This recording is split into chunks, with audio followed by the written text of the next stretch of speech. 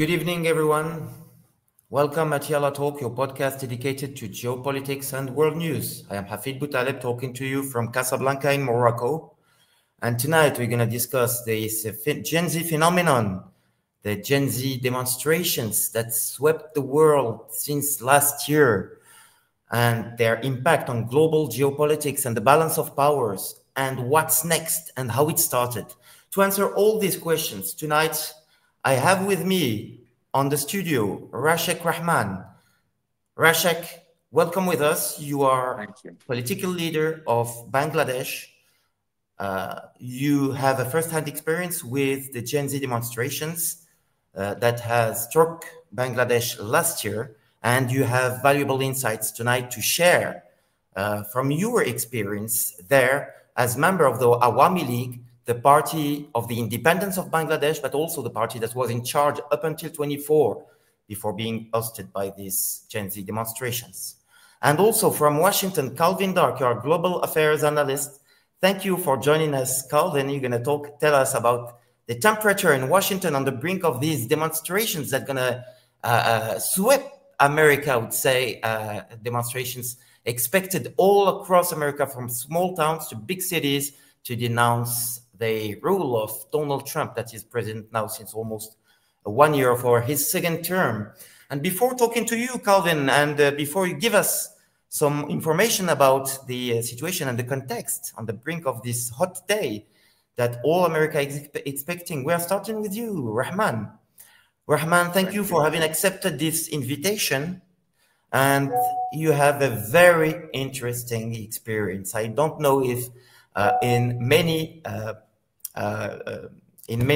studios we have guests such as you, who have first-hand experience with revolution, who can witness what front leaders of his own political party did and tell us the feedback, the best feedback, so for other leaders to avoid these mistakes.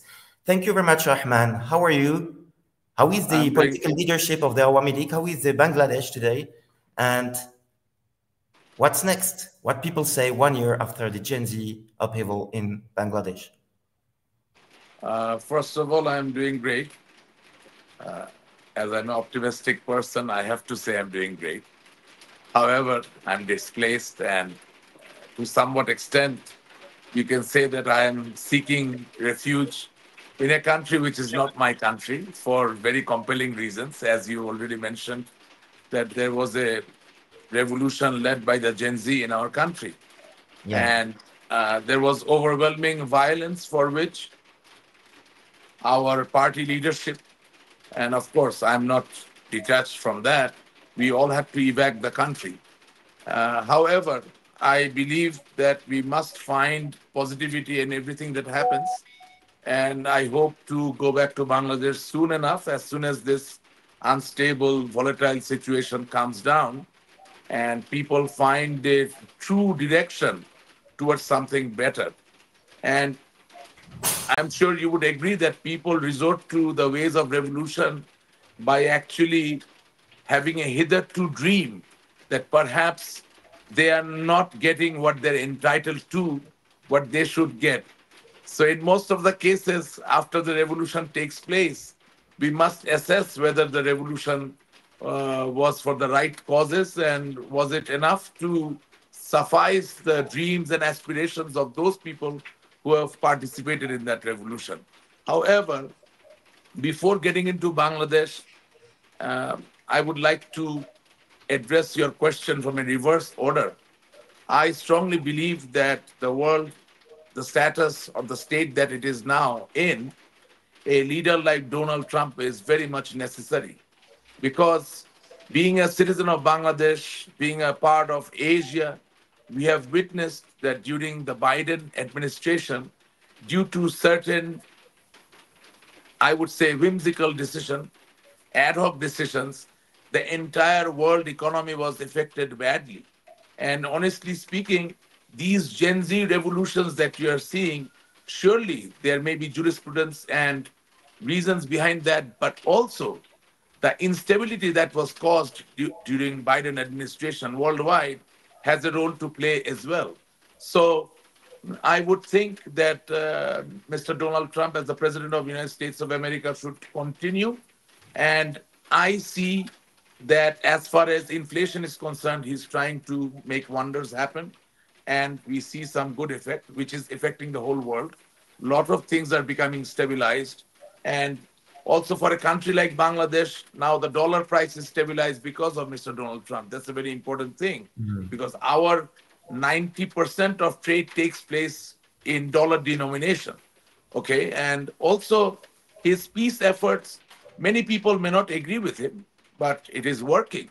And honestly speaking, in his previous term, when he became the president for the first time, I must reiterate on the fact that during COVID time, he was the one and only president who could break the syndicate of big pharmaceuticals.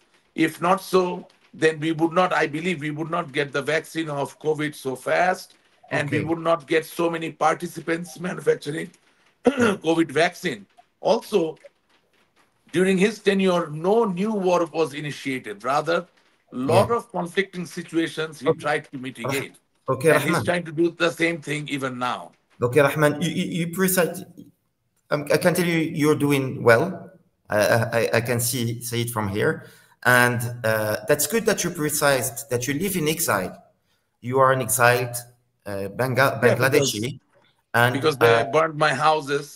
yeah. Not only that, they have filed false cases, more than a dozen, and just to persecute me, just to put me in So incarceration. you are now And the object of a persecution because you are a member of absolutely, the Wamili. absolutely, And yes. from here, just to come back to the topic, which is these demonstrations about the Gen Z, for you, these Gen Z have been appropriated or hijacked Sure. by other political trends.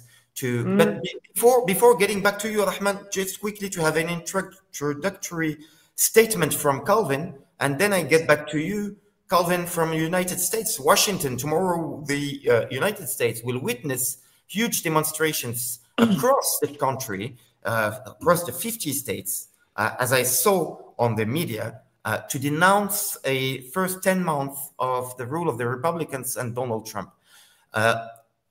Is this a Gen Z uprising ultimately now arriving to the United States? Well, no, it's not a Gen Z uprising. But one, just want to address a point. I'm not an economic expert. I think that there is legitimate debate over Donald Trump's policies, first term and second term. But actually, that's not why we're having the protest. Notice this isn't anti-inflation protest or anti-tariff protest or anti the Biden Asia policy protest. It's not about the policy. It's not about the choices. Some of the things that Donald Trump did, if I agree with them or not, may have been great. The protest is the no kings protest. Because I know 100% Donald Trump isn't good for democracy because everything he's done with outside of our democratic system. And that's why the protest is called No Kings. I think that the biggest obstacle that we're seeing here in the United States is not that we want a completely different economic policy. Some do, some don't. The thing is that Donald Trump doesn't want to act within our system, and that's not good for our democracy. And I don't think that's good for the world in the long run if we're trying to set an example of a functioning democracy. Because remember, you may have a genius in the economic field, security field, anything, but he doesn't get to run like a king, which is why we're having the No Kings protest tomorrow. I think your question about Gen Z is important because, I want to make clear that I'm not saying that young people in the United States are not active like they are in the rest of the world. I'm saying, because there will be Gen Z participating tomorrow all across the country. I do think that there are some parts of the American context that are a little bit different. And that may be why we don't see the level of protest that are driven by Gen Z. A couple of those things. One is young people in the United States, there's not a uniform political orientation. While most young people support the Democratic Party, Donald Trump got higher youth support as a Republican since 2008. Um, Even though Kamala Harris won young people, Donald Trump won young men, because it wouldn't be correct to say that young people are becoming more and more conservative. It would be correct to say that more and more young men are tending conservative. And so you don't have the same liberal base in the young people. Also, we have what Donald Trump has done since January. I don't know if people outside of America realize that he has tied all federal funding, billions of dollars. Some universities couldn't function without federal funding. He has conditioned it on how they hold protests. And he has deemed anything that is against his administration as against American values. There was a Turkish grad student, I believe, in Atlanta, whose visa was canceled because she wrote an op-ed in the school newspaper criticizing U.S. policy in Israel. And so one of the reasons why you're not seeing a lot of Gen Z protesters is because they're afraid, because they realize, especially if they're here on a visa, but even if they're American, there's pressure from the administration to kick kids out if they're protesting anything seen against this administration. And the third part that I think is important is unemployment. I was really shocked when I was reading about like the protests in Morocco and then some of the other protests around the world, that the unemployment rate among the youth, while there are frustrations in the United States about youth unemployment, compared to the world, it's really good. Overall employment and unemployment in the U.S. is only 4%. I think among young people, it's 10%, which is big. But like, I think because you're not seeing those drastic 30, 25% unemployment among the youth, that may also be why this isn't a Gen Z-led movement. Okay, so unemployment explains a little bit, even in the United States, you think?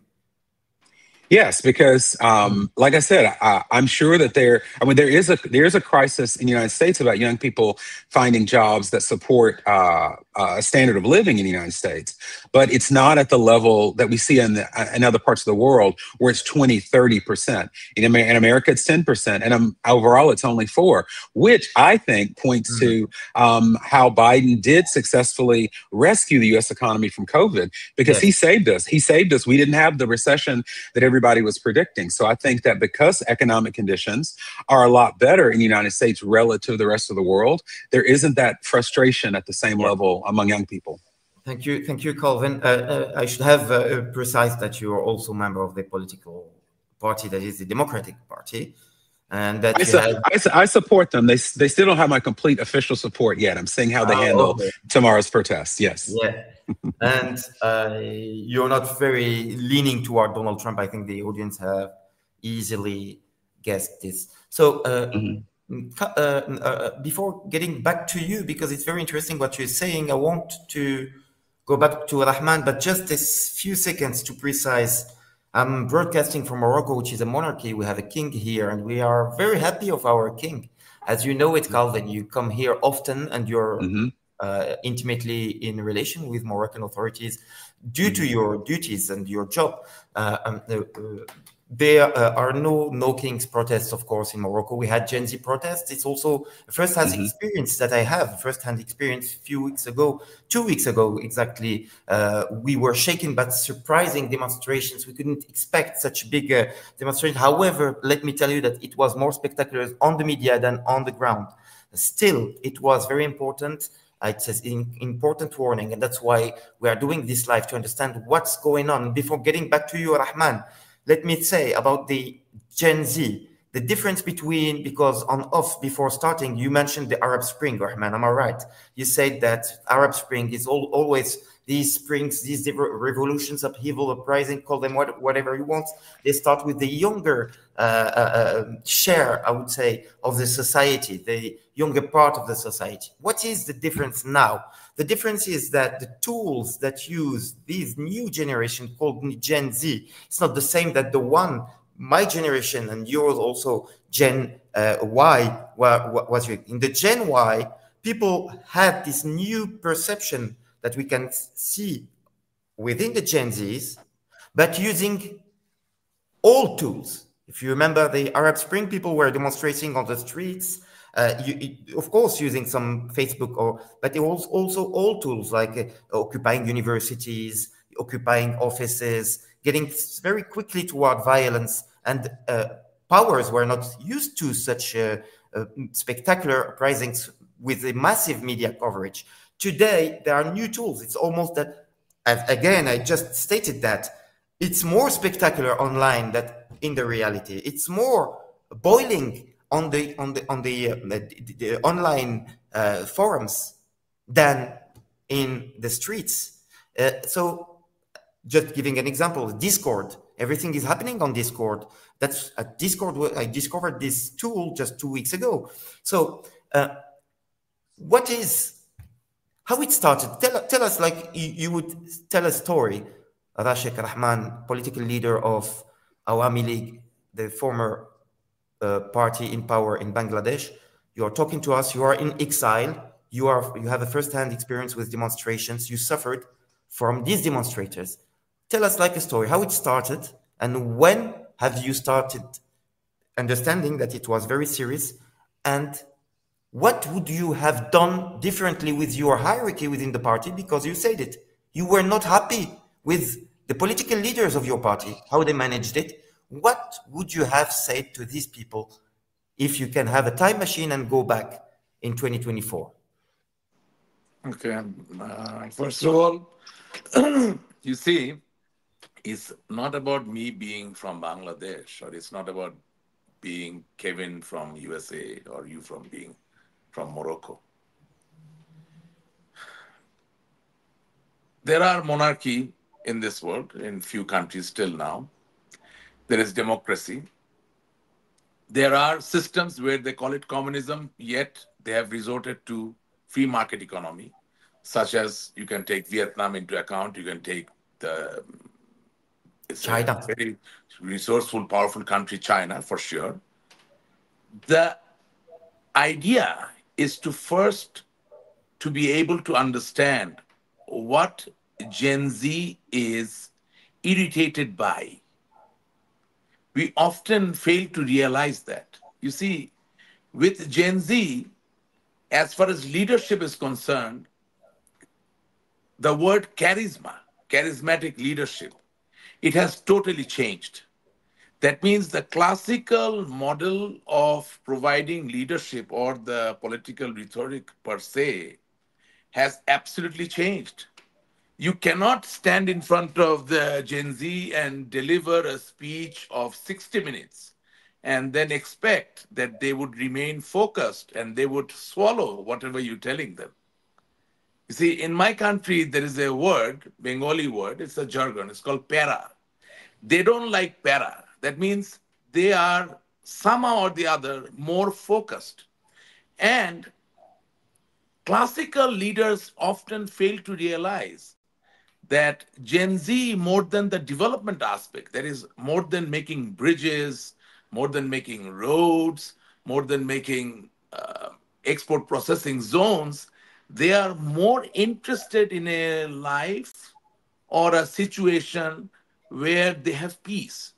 So, as far as Bangladesh is concerned, my analysis, perhaps many of my colleagues will not agree with me, the Gen Z's revolution actually started. The ignition point was in 2018 when these boys and girls came to the streets of Dhaka, the capital of Bangladesh, demanding, 2018, you said. Sorry, Rahman. yes, demanding safe highway, safe road, and safe driving. Because in Bangladesh, every day, hundreds of people die on road accidents due to negligence from the drivers who are driving buses, trucks, even for that matter, private cars like sedan cars. So basically, the Gen Z demanded that the government, that is the Awami League government, my government, would create an environment where the whole road safety net would really become safe and there would be peace. Because at the end of the day, let's say you're in Casablanca and you want to travel to Agadir and there is no bridge. You have to cross a river. We are just making a hypothesis, right? Yeah, It's of a course, yeah, hypothetical yeah. situation. So even if you have to take a ferry and it takes 10 hours, it's a bane. It's not a pain, it's a bane, B-A-N-E. It's Yeah. a trouble. But for that, you will not resort to revolution. For that, you will not resort to violence. For that, you will not resort to protest. But yes, you will express your displeasure that it takes 10 hours, correct? So now, let's say the government comes and makes a highway, makes a bridge, and from Casablanca to Agadir, you arrive in, let's say, 2 hours. You're happy, but you're not happy when you see that the police doesn't work properly. You're not happy when you see that the hospital doesn't work properly. You're not happy when you see that if there is a road accident, if there is negligence on the part of the driver, negligence on the part of the company, you cannot take them to task, meaning you cannot make them face the law, the wrath of the law. When you see that people die and there is no compensation, there is no one to answer. That means a thug, a group of people who control the transport business, are the bosses. From there, the Gen Z starts to lose their patience. And I am telling you, in a final analysis, 10 years down the line, 20 years down the line, there'll be many academic work.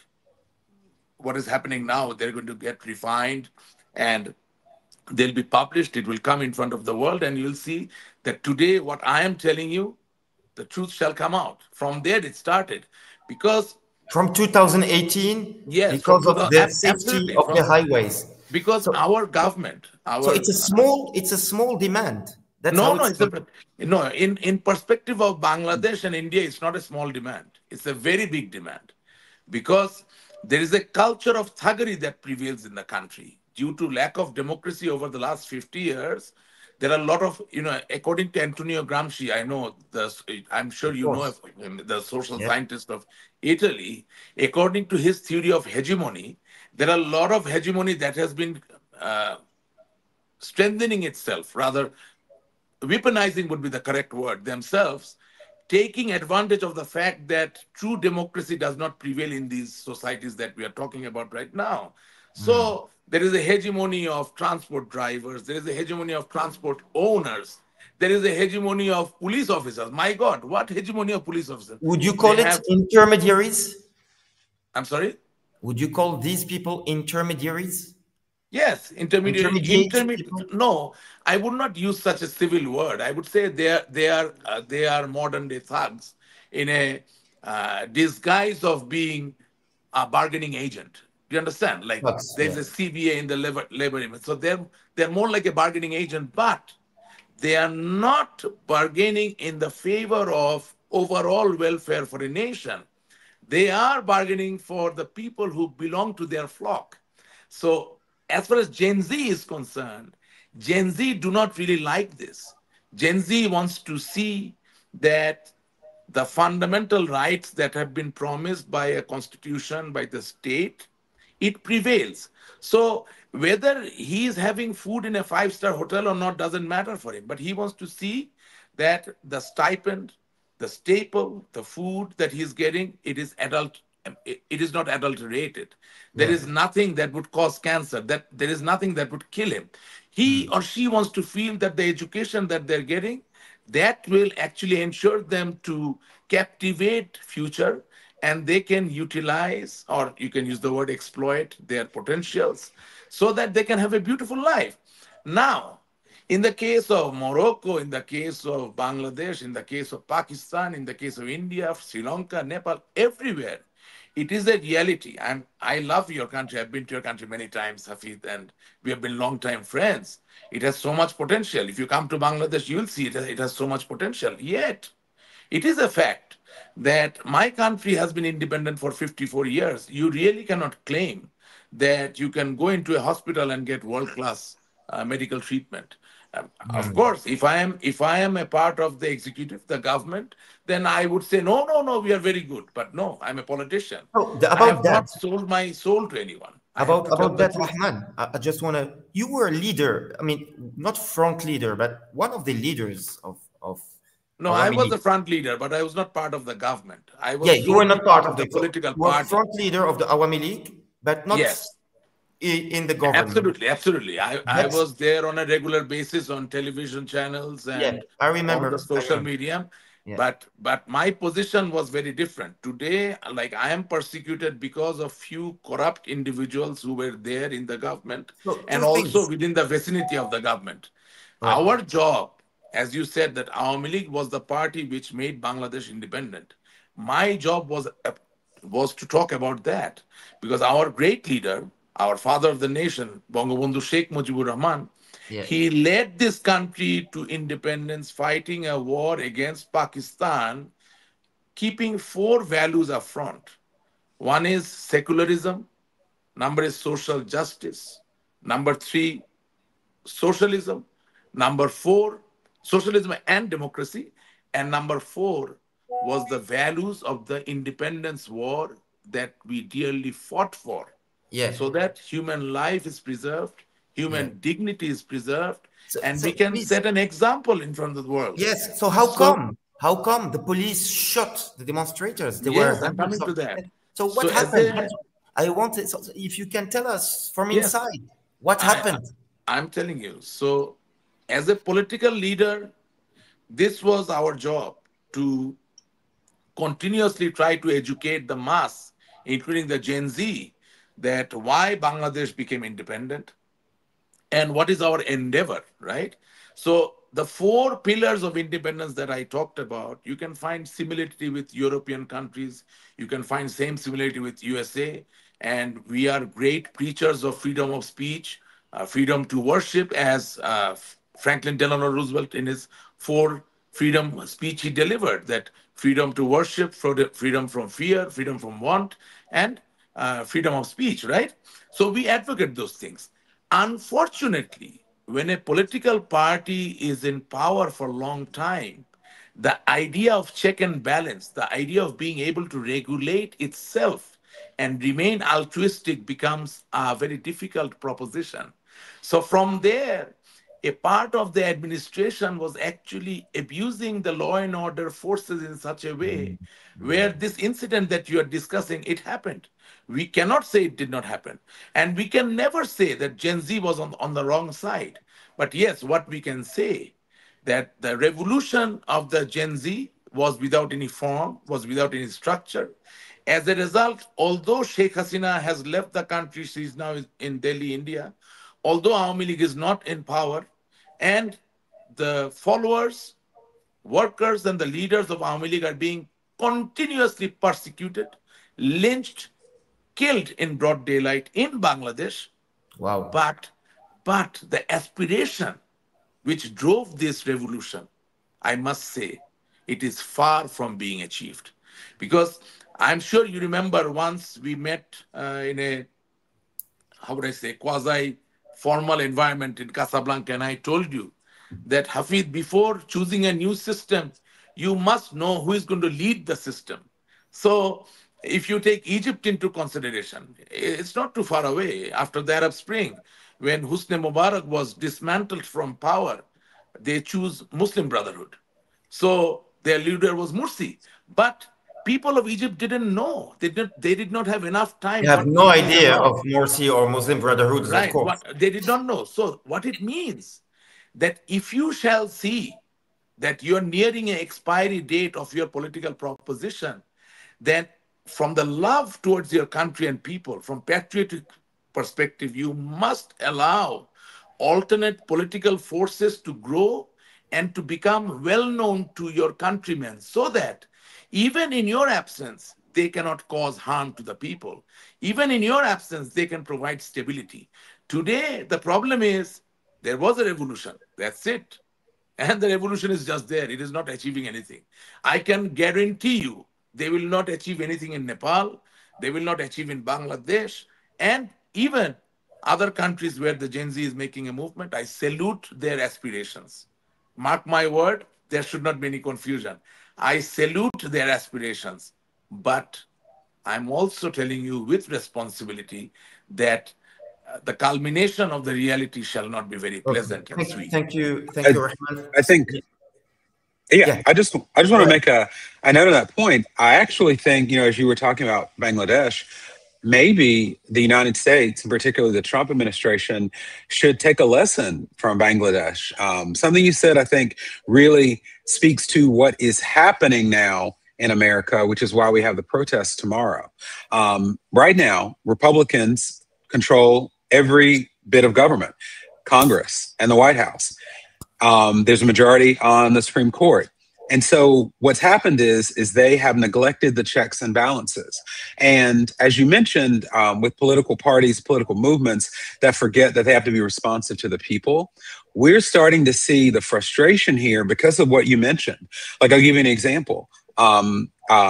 By November 1st, most healthcare insurance premiums will skyrocket, including my own. It's going to go from $660 a month probably to $850 a month. That's going to be a lot for young people who are still on their parents' plan, for example. And so they're frustrated that Donald Trump is deciding to send $20 billion in aid to Argentina for his buddy without congressional approval, without asking the United States, yet is not doing anything on that end. And I think that when you have a government that is not being responsive to the people, you get that tension. And so I think that's a lesson that the Trump administration could learn from Bangladesh. It's not that there is opposition against helping Argentina. I personally don't want to, but I'm just one American. I think there is opposition to one man deciding that, especially when there are priorities that greatly affect young people like healthcare. Like, with all humility, I would like to press on to my argument in this way, that not that I'm very familiar with the No King movement, but ignoring the checks and balances of United States of America is one thing, and breaching the checks and balances of United States of America is another thing. So as far as law, legality, and constitution is concerned, Honorable President Donald Trump has not breached, neither violated a single checks and balances of the United States of America. Yes, he has, and I'll tell you why. True champion of democracy. I just want to correct Okay. one thing you said. You get to tell me. Yeah, just a point to correct. I get what you're saying, that there's respect for the checks and balances, and then there's breaching them. In the beginning of the second term, we didn't see respect, but now we're seeing breaches. For example, the Constitution doesn't give the president the power to impose tariffs, but the Congress, the check and balance, isn't stopping Donald Trump. Secondly, Donald Trump paid our soldiers 2 days ago because it's the 15th of the month. We're in a government shutdown. He didn't have the money to do that. He is supposed to notify Congress before he changes any appropriations. Even the Republican senators this morning said, where's the notification? Donald Trump ignored it. So the reason we're having a protest is he went from not respecting the checks and balances to breaching them. And I think that that's the path that we're on, and that's the reason behind the protest. Okay, just a second, just to put some context to new viewers joining us. We are talking about the demonstrations tomorrow that are expected to take place in America. That's why we have derived on this topic of Donald Trump. Carry on. Just to agree and not to agree with you. Trump can impose tariff on other countries, whether it's legal or illegal. That will be refuted by the courts. And already the Supreme Court of the United States of America has given their verdict on certain tariff imposition. So my point was, there is check and balance. Even if the President of the United States of America does something in order to rectify or in order to go back, there are institutions which have not been dismantled. This is number one. Number two, if the shutdown is imposed on, if it is a conscious decision to embarrass the executive, then perhaps there are safety nets, mechanism by which they can carry on.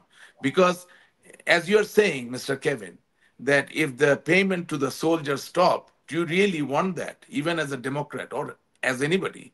Because United States of America is a country which requires constant defense provided by its Army, Navy, Marines, and Air Force men, personnel.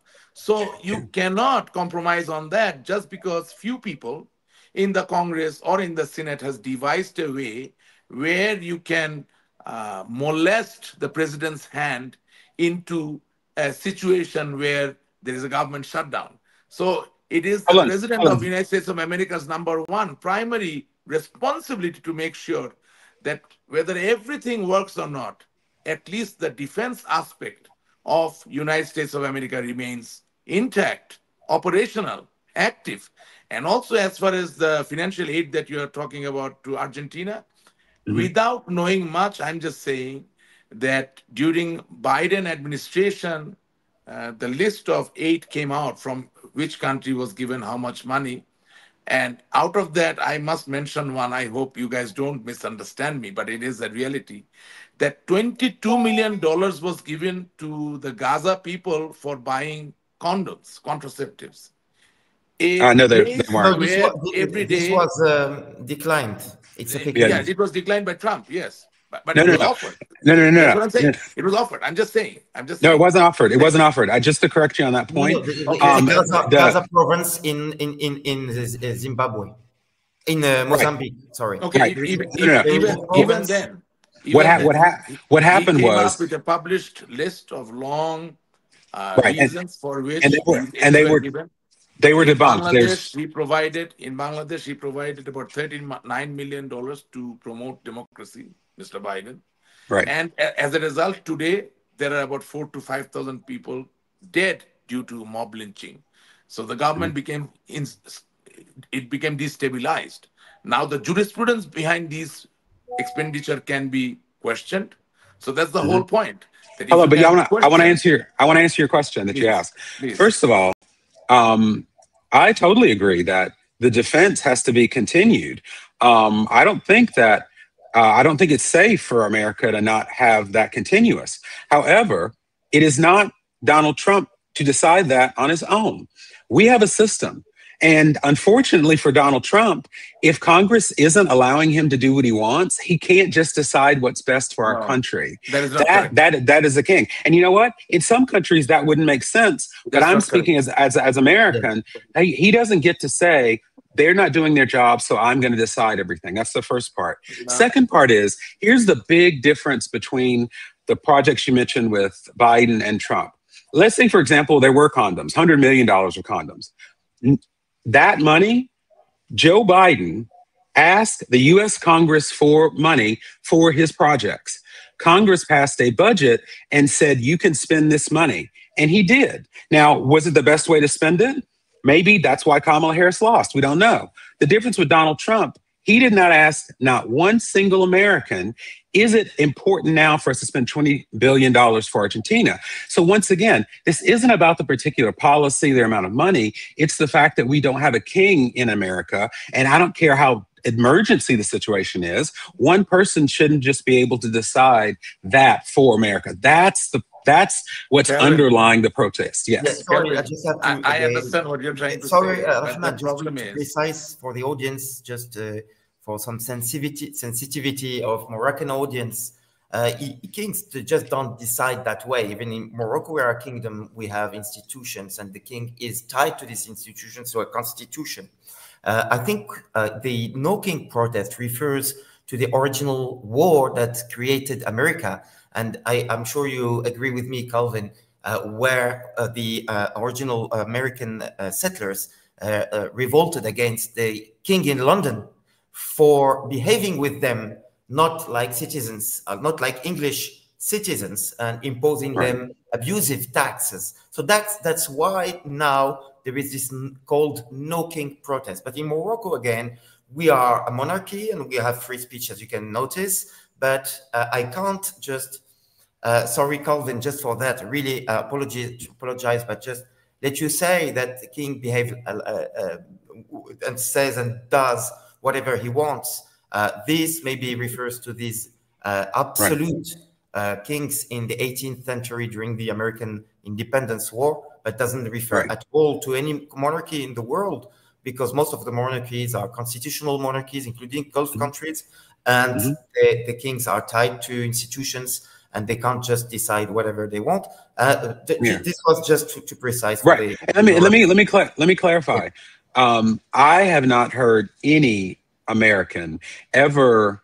We're thinking about a king, as you said, from Great Britain. Because think about it. I have not seen one person even connect this, say, Morocco. Or think about it. Donald Trump was just with King Charles in England. We separate that out.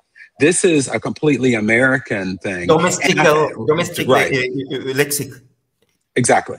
Words. Yeah. The wording is American. Right, right. No, but what Kevin is saying, it's a I would bring in an example.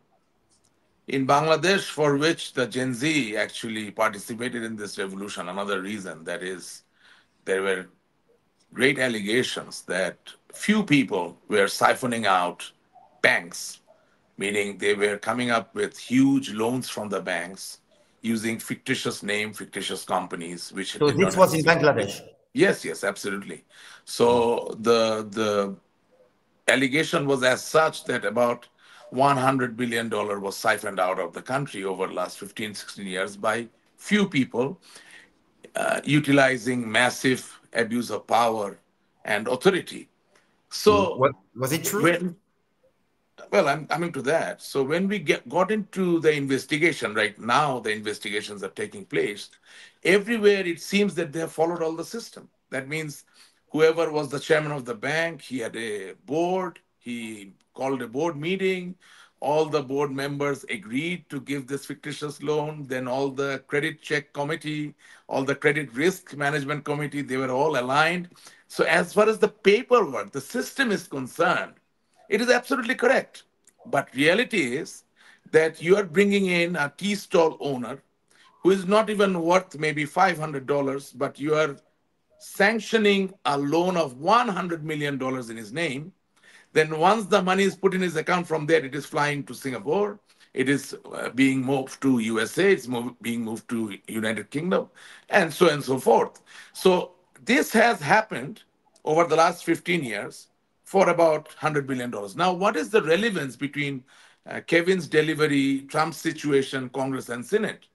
Yes, just because the Congress and Senate has given an allocation of budget to Biden, it doesn't mean that with that allocation, Biden is going to do something which is not necessary. Number one, and you Hold on, must but no he no. decides that it's necessary. Not If you let me finish, that is, yeah. then you get to make your point. Mhm. And at the beginning of this program, I said that charismatic leadership, these are very important things to take into account. Like, not that I support the Russia Ukraine war, I don't want people to die, I'm not a supporter of violence, but at the end of the day, if you look at it in this way, that Russia already took over a part of Ukraine which is known as Crimea. That means when Crimea was under the clutches of Russia, that means the war state was already continuing, it existed.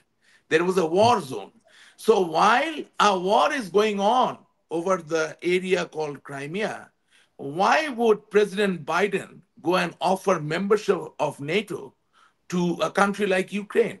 Yeah, but I'm not sorry. saying I'm not saying what Russia is doing is correct. I'm not saying what Ukraine is doing is correct. Mhm. All I'm saying that to welcome someone just for a political rhetoric, you don't need permission from the Congress, you don't need permission from the Senate. But people from outside, Rasheq Rahman per se is not in America. From outside, he perceives. So the perception changes. So what I'm trying to tell you that not always collective decision is correct and judicious. So the president of United States of America, whether it be Donald Trump, whether it be Ronald Reagan, whether it be Jimmy Carter, whether it be Barack Obama, hardly matters. World perceives him as the most powerful person in the whole world. So, as an individual, and sure, it is a teamwork, but mind you, within a bigger team, as in mathematics we have studied set, within Mhm. the set A, there is subset B, there is subset C. That means the President of the United States of America has its own administration, has its own team, and if he or she see that danger is imminent for the United States of America, he does not have the luxury of waiting for somebody's approval. Now, you may ask why? The answer is very simple. Congress is a collectively elected body. Senate is a collectively elected body, which means somebody from Arkansas is being elected, somebody from New York is being elected, somebody from Hawaii is being elected, and then there is a horizontal summation of the winnings. How many Democrat, how many Republican, or how many independent. Yes. But president is unilaterally elected. So the role of that leadership, the focus and the focal points of that leader, the preferences of that leadership is no matter how many sentences you write in the constitution, it is very different and it is of a different height. So my eventual point is that which we are suffering in Bangladesh also. Like now, my Okay. party is in exile, and we are saying the same thing. We're only talking about existing constitution, but people are the constitution. It's not the book. It's not the law. What people demand, what people require by majority, is the constitution. Perhaps Donald Trump realizes what people need, the majority of the people.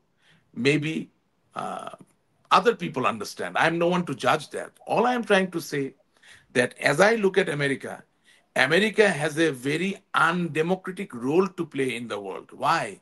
Somehow your dollar is the king currency. King, the word king currency. Mhm. Somehow your economy Yes. is the king economy. Yeah. So your number one man, whether he likes it or not, he is like a king to the world. Hello. Well, so Okay, Rahman. let me Yes. just respond really Before quickly. I'll give you Oh, the yeah. floor, Calvin. One second, Okay. because I have also a question to say. Hmm. Please, let's not divert from the topic. But Right. yes, of course, we are talking about side topics that are relevant to the Right. main Oh, topic, but we have to deal with the main topic. And you were talking about a dollar being the king currency and America being Yes. this first superpower. Yes. mhm, Now, before you reply to Rasheq, I want you also to reply to me, Calvin. There are mhm, some voices here in Morocco that point directly America as behind these demonstrations that shook Morocco. And mhm, there is an analysis developed by a guy called uh, um, uh, Aberkan, Idriss Aberkan. He's mhm, uh, uh, uh, a French analyst in international relations, mhm, and he said that awkwardly, many countries, whether it is Bangladesh or Sri Lanka or um, now Madagascar or Peru recently has been struck by Gen Z protests, or now Morocco. These mhm, countries are developing increasing ties, economic ties with China, and mhm, are giving space for Chinese industry to get full deployment abroad. So, do you think these protests are coming from, as it is said in French, une officine? It means a small office bureau within the American intelligence mhm. for some purpose, not necessarily related to the White House, but for some purpose to destabilize countries and ultimately reach China and Chinese industry. Do you think this could be? Mhm. There are some people who say this. Do you think they are right in thinking that way? I think that they are right in that America could, America has throughout the past, has interfered in a lot of covert ways around the world.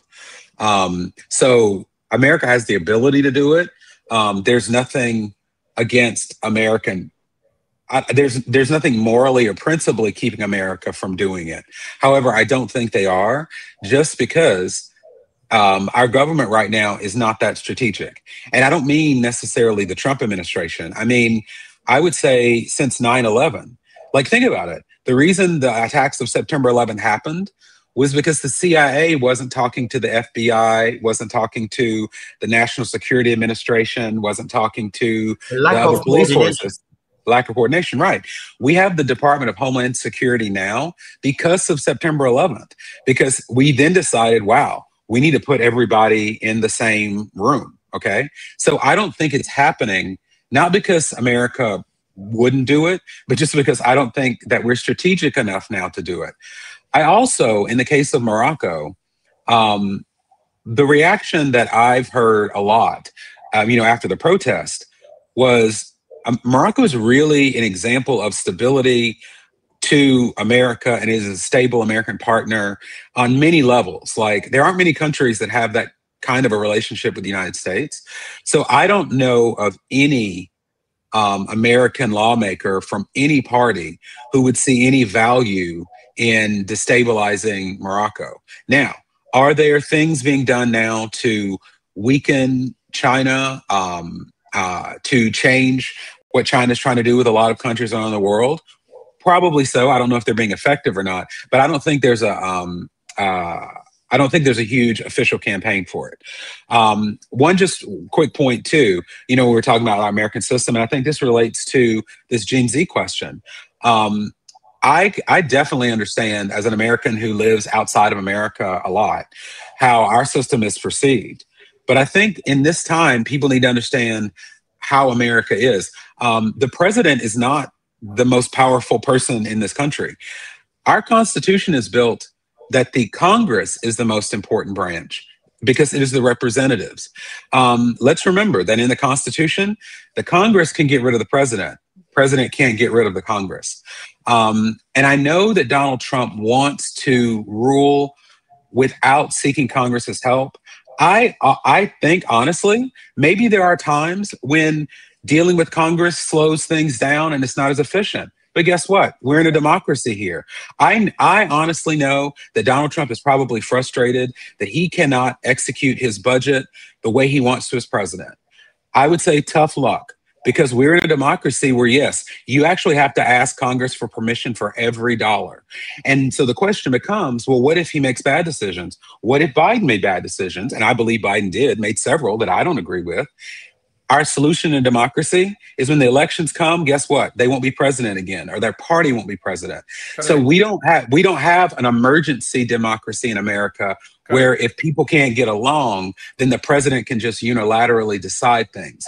The US president cannot spend $1 of Calvin's tax money until he checks with Congress. If he does, I don't care if it's an emergency, he's breaking the law. And so I think that's something that I want to make sure that the world understands about our system. Yeah, because we're having a debate about whether yes or not Donald Trump broke the law, and Calvin, you stated. Oh, and I just want to say, sorry, the link to that, to our discussion, which I think is important, is that's why the Gen Z protest, or the Gen Z element of the protest in America, aren't so much over one particular issue. Because like I said, for some, it may be healthcare. For some, it may be student loans. For some, it may be our crime problem. For some, it may be immigration.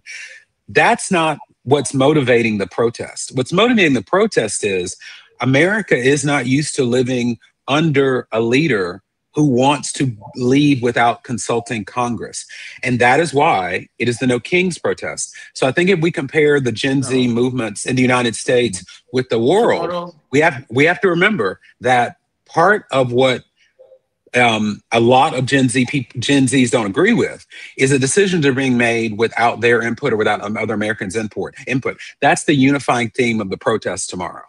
Kevin. And that might be different, yeah. I want to learn. Sorry, hold on, Rahman, just a precision. It's not the only country.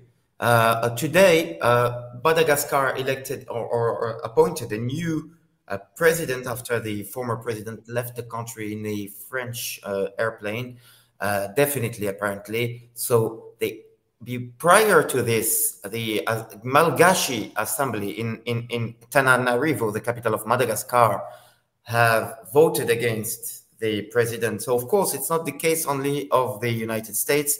And I want you, please, to focus on this generational aspect. What makes different this new Gen Z, the generation compared just to the 2011 upheaval, the Arab Spring, compared to what happened in the 90s in the former Eastern countries, Eastern Soviet bloc countries in Europe, compared to what happened, for example, before in other revolutions. Iran witnessed in a revolution in 1979. Several other countries witnessed many revolutions. What is the main difference now with this Gen Z? I have a start of answer, and then I'll give you the floor, Rahman. Maybe this is the first generation that is being asked by the adults, by the parents, how this small tool is going to work. And sorry for the apple. Maybe I shouldn't show it, but I know that millions who are watching us might complain. Nobody's paying you for showing the apple, so don't show it. Yeah, of course. Yeah. But this first generation where adults come to ask the younger how it works, and it is a dramatic shift in psychology, at least. The entire paradigm of politics have shifted. And without using the word parent, I would say the previous generation has failed to realize how the social media and this handheld device impacts our Gen Z. So, as I told you, that Gen Z has a very non classical approach. They would not protest for many apparent things for which previously our ancestors have protested. They would protest for things which are immediate Exact, responsibility of the state and the government. exact. And believe you me, a Gen Z will not come and say, "Give me a job, I don't have a job." They don't work like that. But Gen Z would definitely complain to you about education system which doesn't help him to get a job or her a good job. A Gen Z will not come and say that, "Hey, work out for me on behalf of me. I want to remain healthy." He will not say that. He or she will say that, "I want to walk into a public hospital, a general hospital, and I want to get state of the art, most modern healthcare without questioning or without any impediment," right? So these are small things they want. They don't want much. And as far as Kevin is saying that I am a true believer of democracy, whether it be in United States of America or whether it be in Bangladesh, the world itself moves in a very democratic fashion. So in small factions, small places, different kind of system may be there, but in eventuality, the progress and the continuation of this world will actually depend on our collective decisions. So taking into global warming into account, taking the depletion of resources that is taking place, all this pollution that is taking place, all the war that is taking place, or for that matter, according to Aparto Sen, the lack of entitlement for which we grow so much grain, food crop, yet there is a part of this world who don't get food properly. There is Yes, famine still now, right? So it 800 is our million. collective decision. But what I want to ask that when you are making a king movement, the people who are assigned to make the king, that means tomorrow, can Kevin tell me how many elected congressmen and elected senator are going to take part in that procession? So if a sizable number of congressmen or senators do not take part in those protests, you really cannot call them absolutely democratic. They are democratic somewhat, but it does not reflect the actual opinion and support of United States of America. So what I'm saying that being able to protest is a democratic thing, but just because we are being able to protest, if we say that we are only correct and they are not correct, perhaps that is not always right. And one thing we have seen in the United States of America, one thing we have seen in the United Kingdom, that is the aspect of floor crossing. That means even a congressman who belongs to the Republican Party, if he or she feels that Donald Trump is not on the right side, they can cross. They can vote against whatever he wants. They can voice their opinion. That is the greatest form of democracy, which we did not have.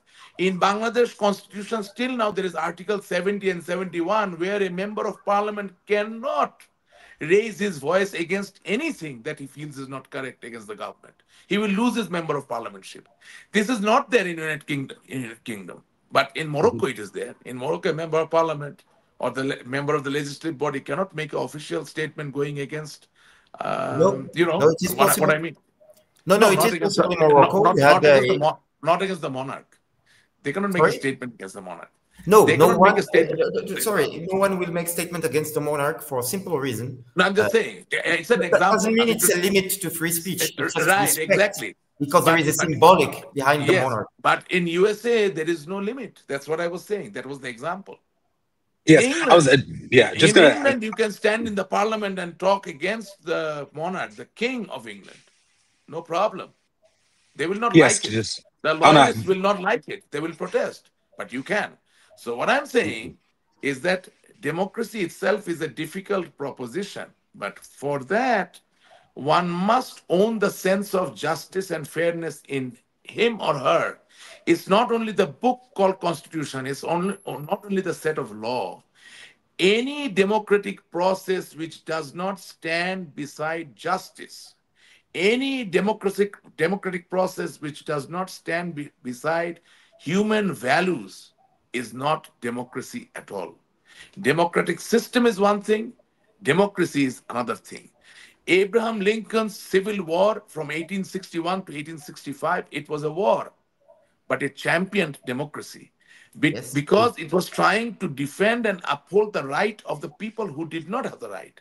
It tried to ensure emancipation of the belief that the forefathers of the United States of America had. Similarly, we had a war against Pakistan in 1971 under the leadership Yes. of Bangabandhu Sheikh Mujibur Rahman. 3 million martyrs gave their lives against the oppressive military forces and the paramilitary forces which are known as Razakar al-Badr al-Shams of Pakistan in 1971, 26 March to 16 December. But it was an act of war, but it was champion of democracy. Whether it was democratic, yes, we can give a lot of examples. Many people may refute, many people may agree, may not agree. But the end result of that act is that we champion humanity. We champion I think mankind. you agree, Calvin, I guess. Yeah, just and I want to address your point on the democracy point. Just to be honest, in America, that's not. We have a democracy that is only on paper. Our law, our system of rule of law, is what's on the actual paper of the Constitution, No, nothing more. It's not the no, paper and then what Calvin feels in his heart. It's not the no, paper and what Donald Trump feels is best for no, sir. America. No, sir. And I know that there are principles that we want to expound to, but in a democracy, you have to follow the paper. And then so tomorrow, if there's a huge uprising against Donald Trump, is he going to be kicked out of office? No, because in our system, you can't get kicked out if people are mad. You get No. kicked out if an election happens or if Congress has it. So I think it's safe and a Kevin, democracy in America works because it is just on the paper, not somebody's ideals, because those are different. Kelvin, But to answer the question about the age, I just want to say one thing that I disagree with both of you. I don't think that this is any different with Gen Z from any other generation. I think there's different technology, definitely. And I think technology changes the way people express themselves. I think that there are different ways of approaching problems. Like you mentioned with the attention span and not sitting to listen to a 60-minute speech. Totally agree. And I think that's specific to Gen Z. But I don't think the phenomenon of the kid speaking to the parent, telling them what's going on, that's happened all the time.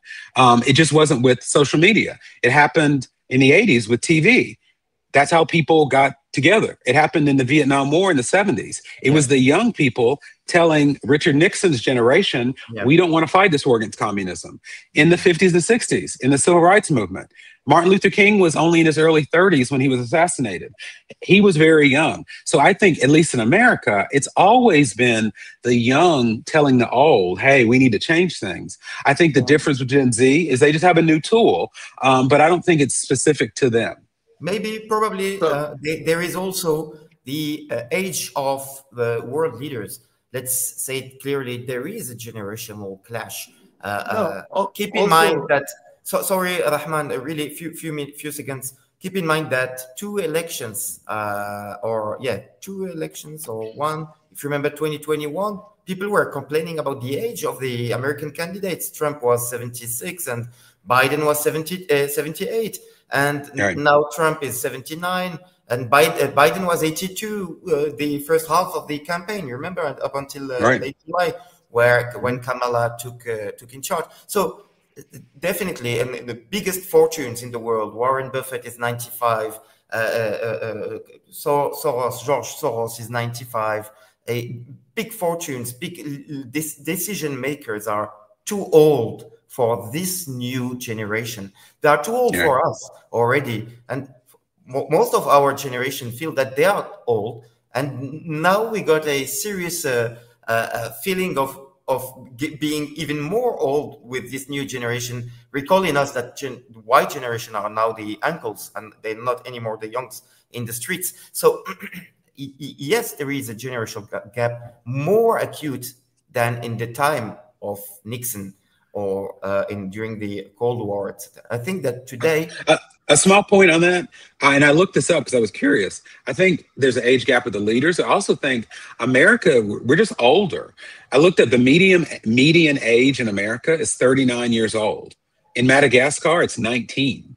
So, like, part of I think we're different in America because we just happen to be older as a percentage of the population.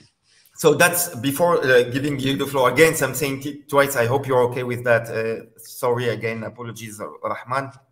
Oh. Rahman, you political leader of Bangladesh, and Calvin, you're a global affairs analyst in Washington. Prior to this generational clash, we had a lot of signs. The most prominent sign, and I think the countries that have this sign should be very careful the next weeks and months, it's the demographic explosion, the demographic growth. Bangladesh was, I think, 40 million in during the independence, and now it's 180 million. So this boom in the births, this new big generation in Bangladesh, probably dozens of millions that arrived and was watered by all these news and all these new tools and the digital tools and etc. Was too numerous. And when they went on the street, it was too big. You told me that when you called me on the 1st of October, and you said they start in the neighborhoods, and then with the simple slogans and simple profiles, Gen Z, and then it grows to virus profiles, and then the slogans get more social and more political, and then they head for the downtown. And you said that to me on the phone. Once they are in the downtown, it's game over. So yes, and the demographic shift is also a key player in this Gen Z generation. And that's why in Morocco, we were a little bit immune because Morocco conducted a demographic transition that makes the Gen Z generation one of the lower in the Arab world. That's why their reach was limited so far, because there are demonstrations this weekend as well. But I think it's quite limited now. And I think that when you conduct demographic reforms, you get less Gen Z issues. Carry on now, Rahman. No, but in case of Bangladesh, it's a little bit different in the sense that Gen Z's movement or the revolution was basically hijacked by those people who never wanted Bangladesh to be independent in the first place. It was hijacked by the people who do not believe in secular politics. It was hijacked by a party which is the charter of the party. The charter of the party does not support democracy directly. Are you talking about the BNP? No, I'm talking about Jamaat-e-Islami, yes. The Islamists. Because you're a Muslim, I'm a Muslim, right? Yes. So in Islam, there is no clear mention of democracy, or for that matter, any system by which a state should be run. There is no prescription of political electoral process. No. You can select, maybe even you can elect, but there is no formal proposition.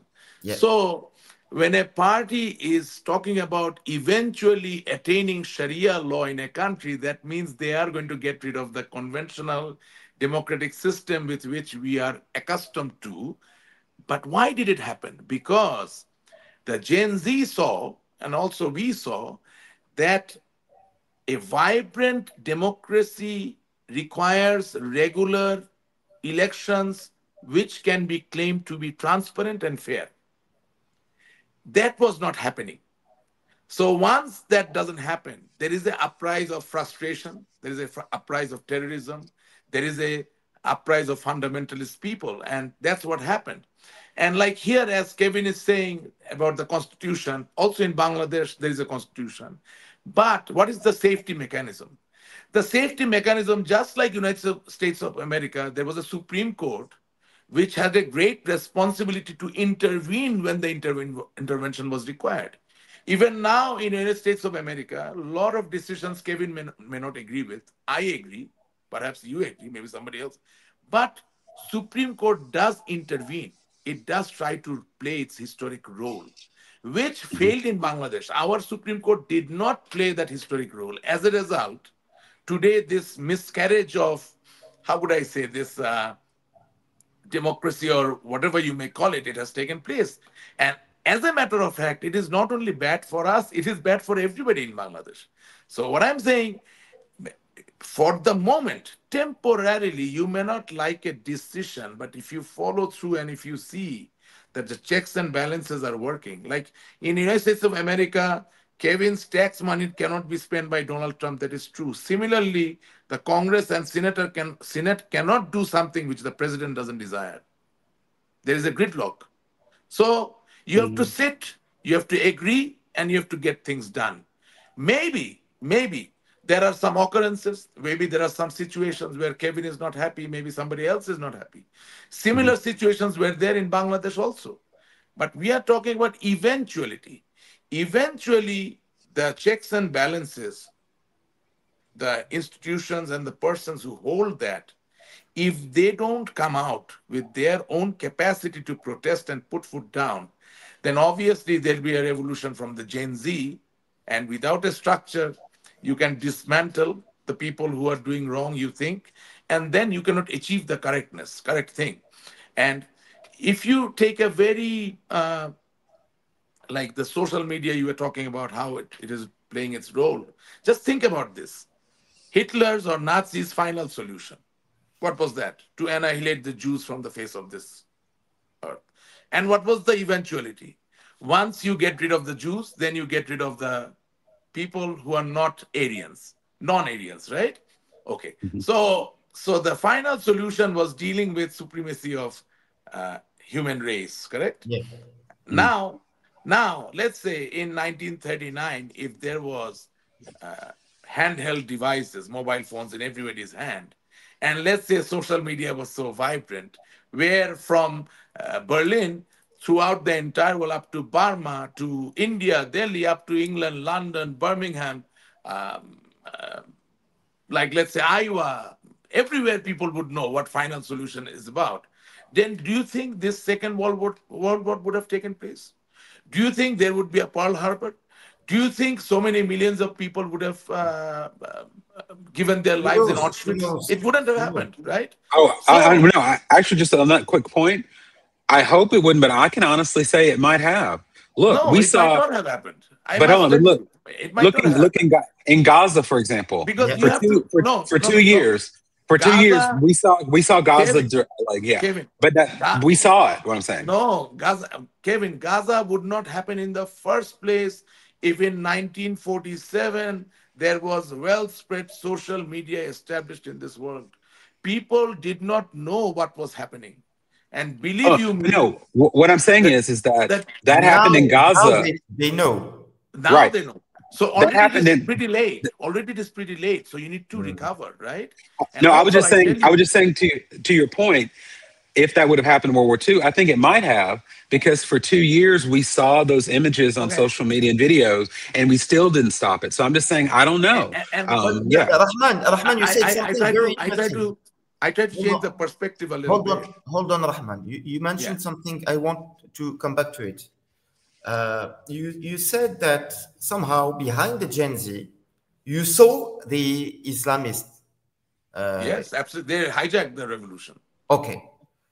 Do Totally. you think there are those who have ignited the revolution, but they hide it? Yes, they have provided resources, they have provided support. So Surely we are to be in blamed Morocco there also. would We be? did not You think?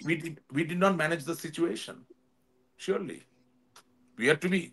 You can. I will not sit here and irresponsibly blame the whole thing onto somebody else. The fact remains that in the entire world, the political paradigm has shifted. The definition of charisma has shifted. The So definition of well-being if has it has shifted. shifted, how So comes Islamists who are not renowned for being modern and for being cutting you edge, see, how when you're comes not there in are those who hijack a revolution? yes, How when you're comes? not in power, when you don't have direct responsibility, it is very easy for you to woo a generation. You can promise many things. It is now when the game has started. Once the revolution has started, now they're failing.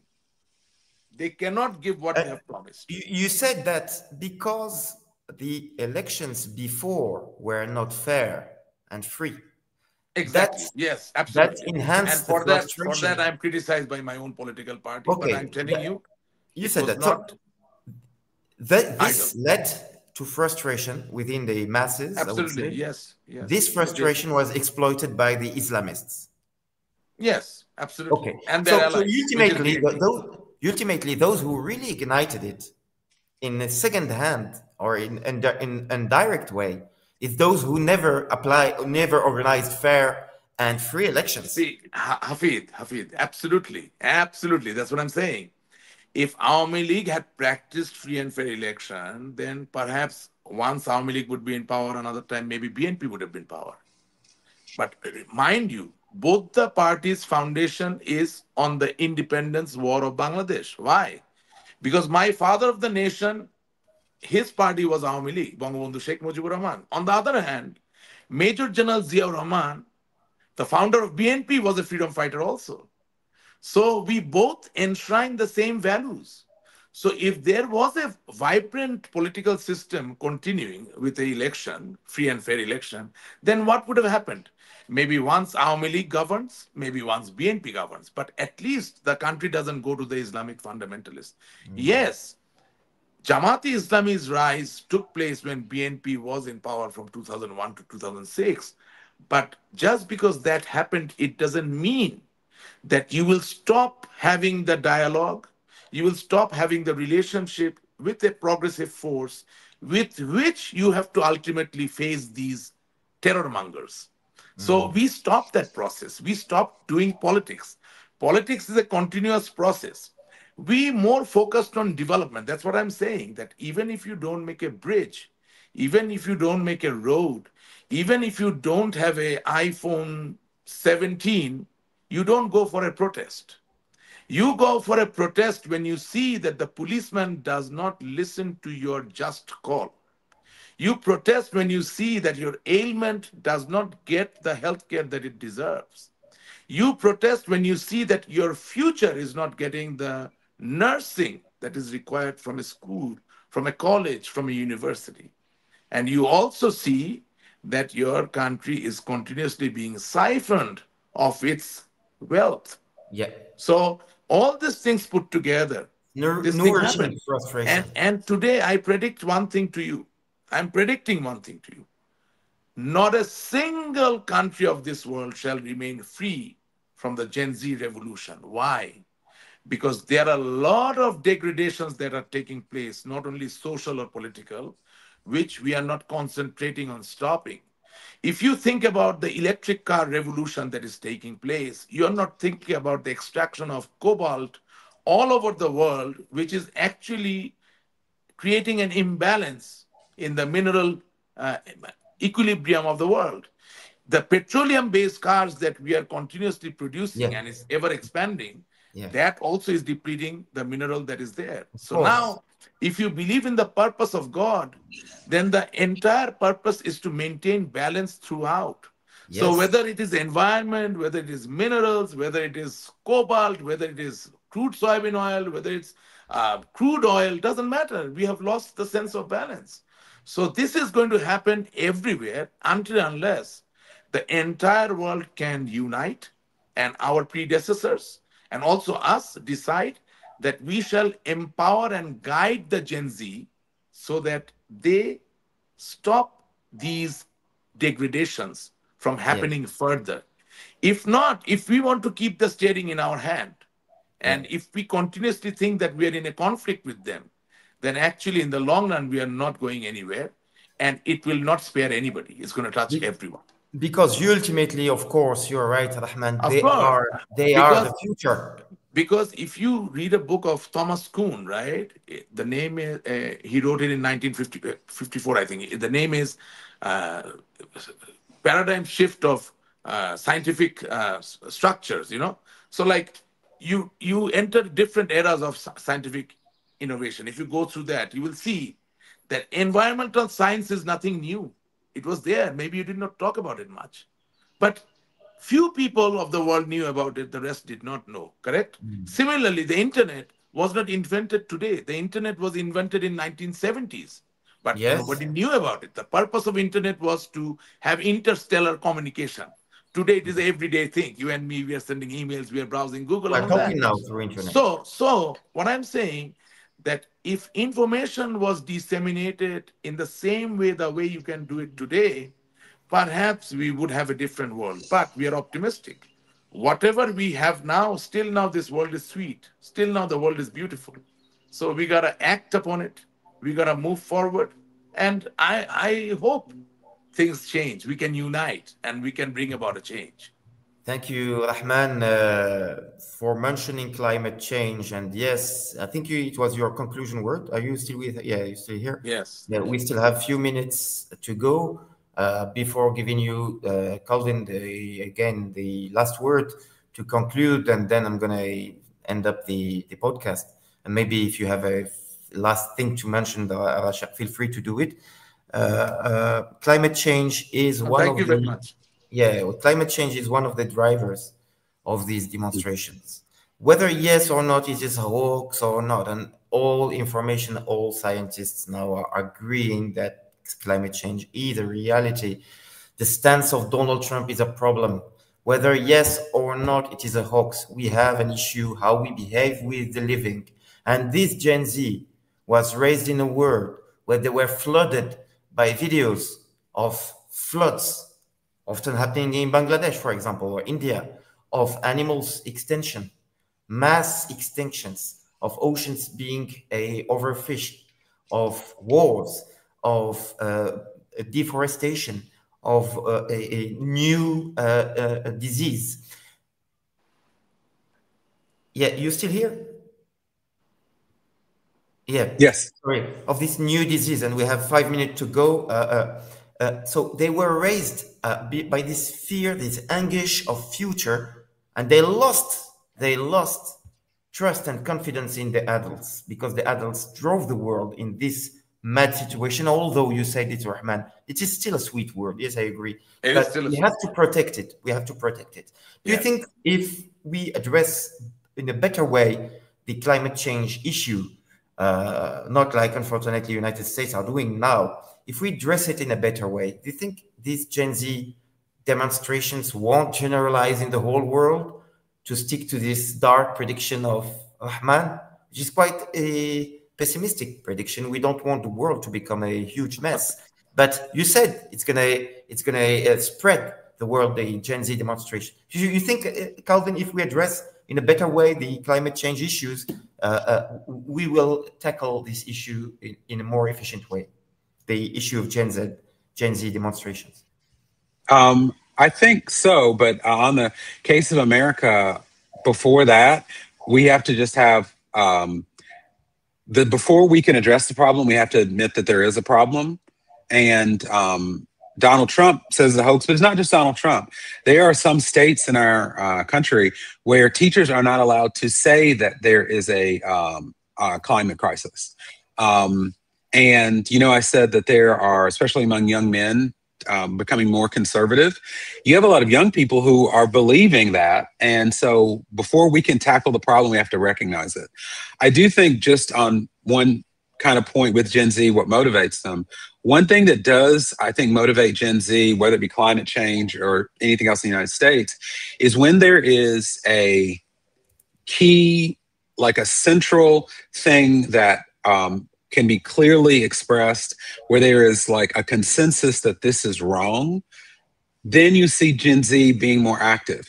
On climate change, they're divided like our political parties.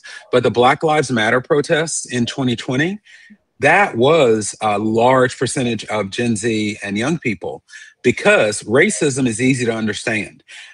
Most young people, regardless of whether Democrat or Republican or independent, don't want racism in any form. And so I think that in America, at least, Gen Z will be effective when there are very clear issues that they agree on. And I think once you have that, they will then use those new tools like technology to do unprecedented things in the form of protest. But now, like if you ask Gen Z, some student loans, some healthcare, some crime, some immigration, some climate change. So I think because there's not a big impetus behind one theme, we're not seeing that in the US like in other countries. Unlike the impetus that drove the demonstrations in Morocco, education and healthcare. And we're going to look more closely what's going on for the upcoming weeks. And maybe we're going to resume this debate and continue it the next Friday or next week's. Let's see. Just to end it, just give them good education, good healthcare, and show them that you listen to them. And Thank you very I much. think majority of the problem is contained. Thank you very much for your Thank you. your feedback. You are a political leader of Bangladesh. You had the first-hand experience with Gen Z demonstrations, and now you live in exile. And thank you for your insights. Rasheq Rahman, political leader of the Awami League and the Bangladesh, and Calvin Dark, thank you for your insights as well. Talking to us from Washington on the brink of vast demonstrations expected tomorrow and Sunday across America to denounce the rule of Donald Trump.